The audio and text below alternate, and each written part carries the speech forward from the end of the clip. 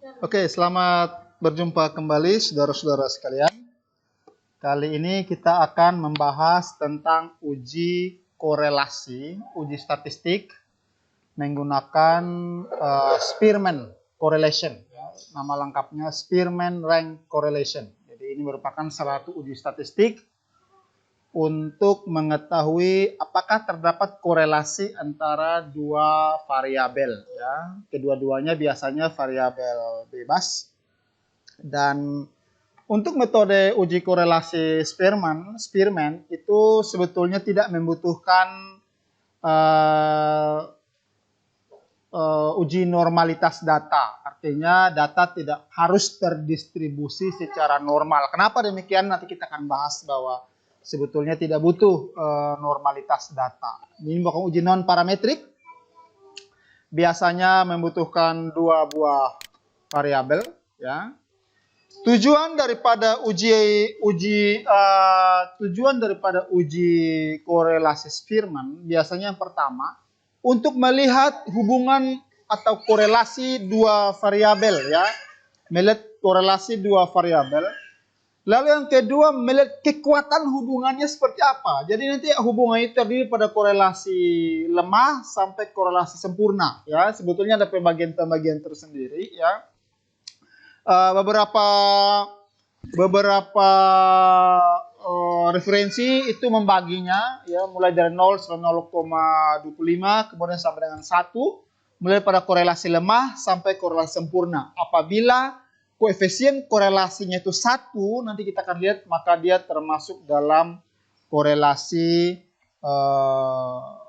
sempurna, ya. Baik.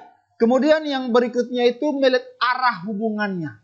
Jadi apakah arah hubungannya itu hubungan yang positif atau hubungan yang searah atau hubungan yang negatif. Hubungan negatif misalnya antara X dengan Y, semakin besar X maka semakin besar pula Y, ya. Ataukah sebetulnya hubungan itu berlawanan arah. Jadi begitu semakin besar X maka semakin kecil Y, ya.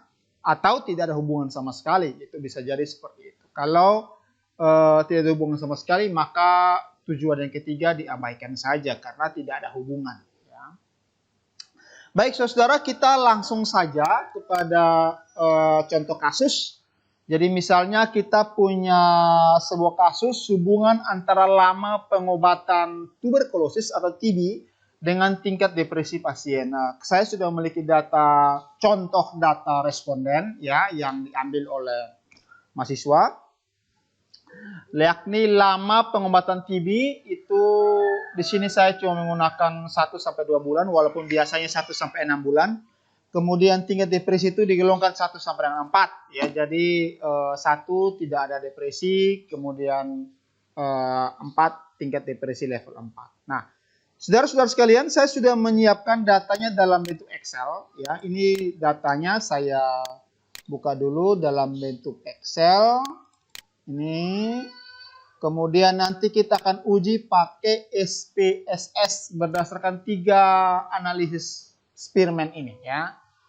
Jadi ini data saya, respondennya itu totalnya 37 responden.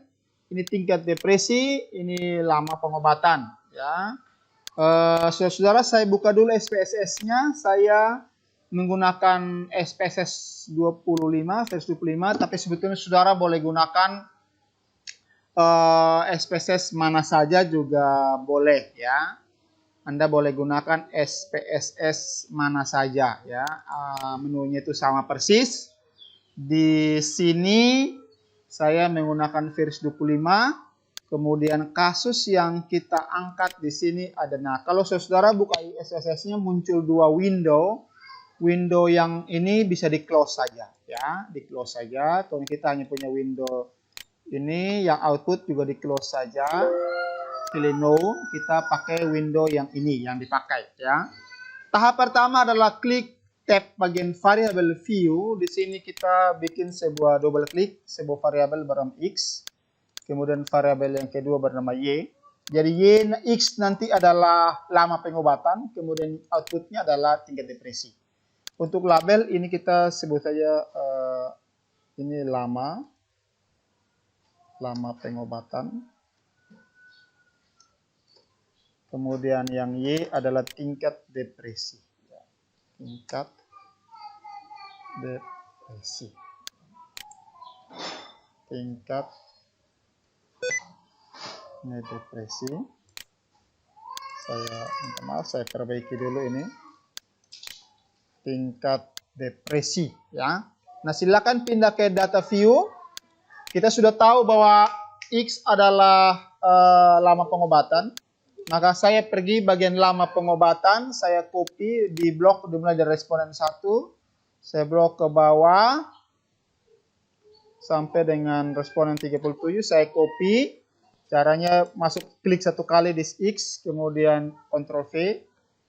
Ya, saya klik lagi di Y, saya ambil bagian tingkat depresi 1 sampai dengan 4.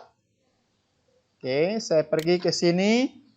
Kemudian saya kembali ke SPSS, lalu saya paste di sini, paste. Nah, untuk menguji korelasi Spearman, maka klik bagian Analyze, cari Correlate, korelasi, lalu pilih bivariate, datanya adalah bivariate.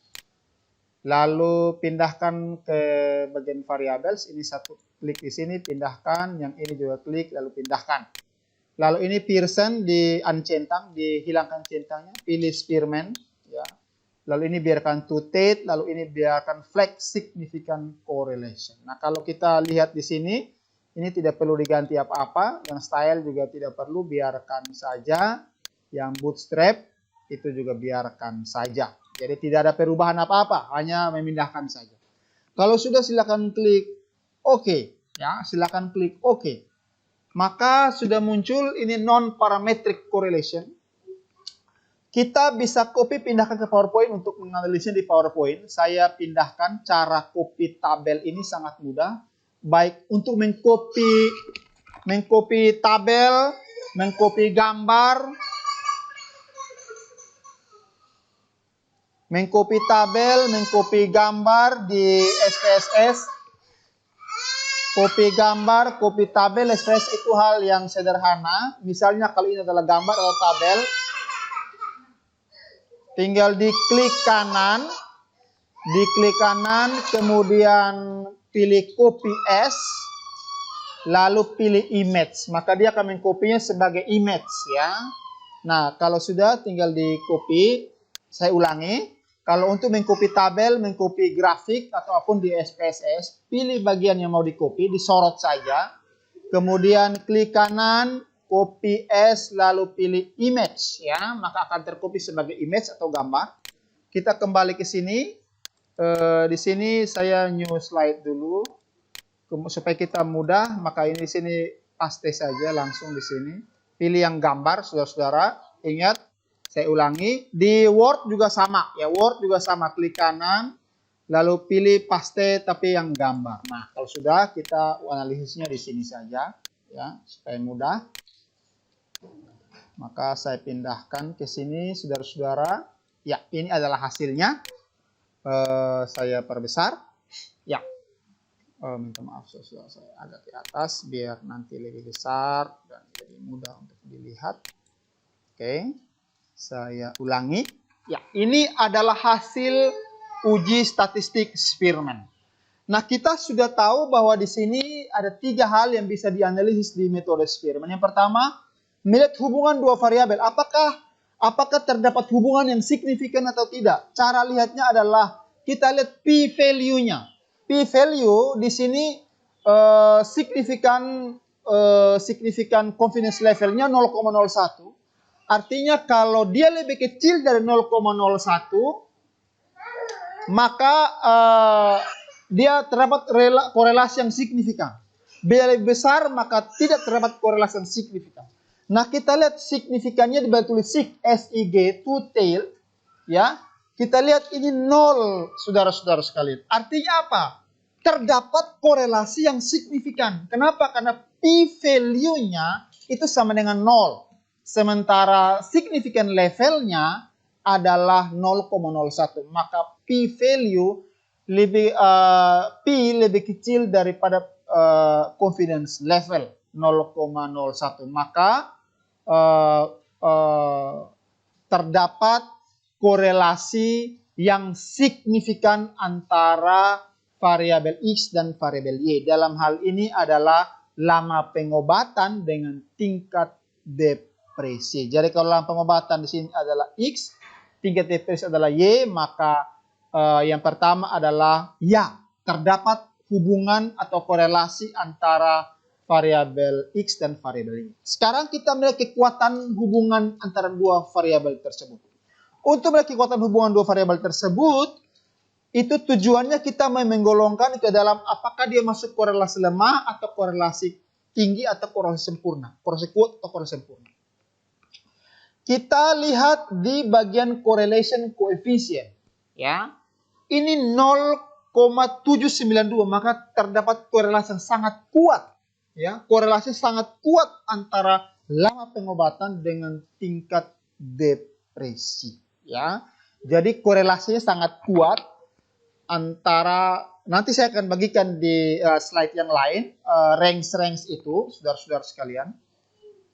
Tapi kita lihat di sini bahwa terdapat korelasi yang sangat kuat, ya, antara lama pengobatan dengan tingkat depresi. Nah, sekarang kita lihat yang ketiga, arah hubungannya. Apakah arah hubungannya arah positif atau arah negatif, ya? Cara melihatnya di sini apakah nilainya positif atau negatif. Jadi kembali kepada correlation coefficient. Kalau dia negatif maka dia arahnya tidak searah, berlawanan. Tapi kalau dia positif maka arahnya searah. Nah di sini 0,792 positif, maka kita bisa katakan bahwa searah. Artinya apa? Semakin lama pengobatannya maka semakin tinggi tingkat depresinya. Semakin lama tingkat pengobatan, maka semakin tinggi tingkat depresi. Apa yang terjadi saudara-saudara sekalian bila ternyata koefisiennya negatif? Ya, koefisien negatif. Artinya, semakin lama pengobatannya, maka semakin kecil tingkat depresi itu kalau seandainya arahnya negatif. Itu artinya berlawanan arah. Jadi semakin besar X, maka semakin kecil Y. Semakin kecil X, maka semakin besar Y. Tapi dalam kasus kita ternyata searah. Artinya semakin besar lama pengobatan, maka semakin tinggi nilai tingkat depresi. Nah, saudara-saudara sekalian, ini adalah bagian daripada metode Spearman dan saya berharap ini membantu Bapak Ibu saudara-saudara sekalian dalam pengambilan keputusan menggunakan uji korelasi Spearman, ya.